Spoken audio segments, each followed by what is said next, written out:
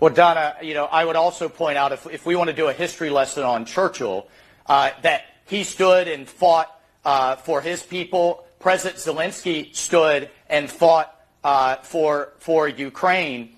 But Churchill was also voted out of office in 1945. He was a man for a moment, but he did not then transition England into the next phase. And it's unclear whether President Zelensky, particularly after what we saw Friday, is ready to transition to Ukraine to an end to this war and to negotiate and have to compromise. Yeah. And what President Trump said right there that day in the Oval Office is both sides are going to compromise here. He's made that clear to both Vladimir Putin and Zelensky, but it did not appear to us that Zelensky was ready to go to peace. Yeah. So when he makes that clear to us, publicly and privately, that's the president is trying to end this war. He campaigned on it. He was elected on it. And that's going to take tough diplomacy.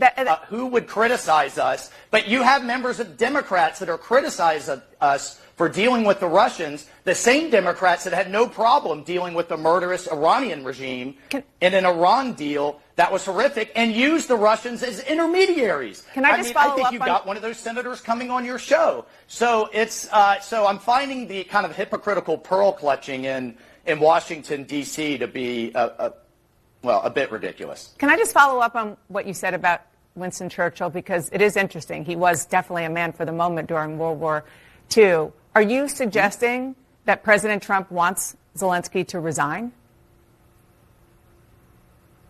We need a leader that can deal with us, eventually deal with the Russians, and end this war.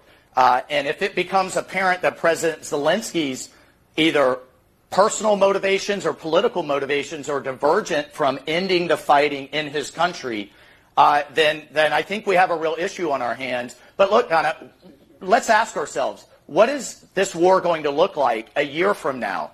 The patience of the American people to keep giving billions and billions and billions with no end in sight is not unlimited. And we also made that clear to President Zelensky at the end of that meeting. So you're saying he might be... His time on his side is time on the American people's side. What I'm saying is this war needs to end, and that's going to take concessions on territory.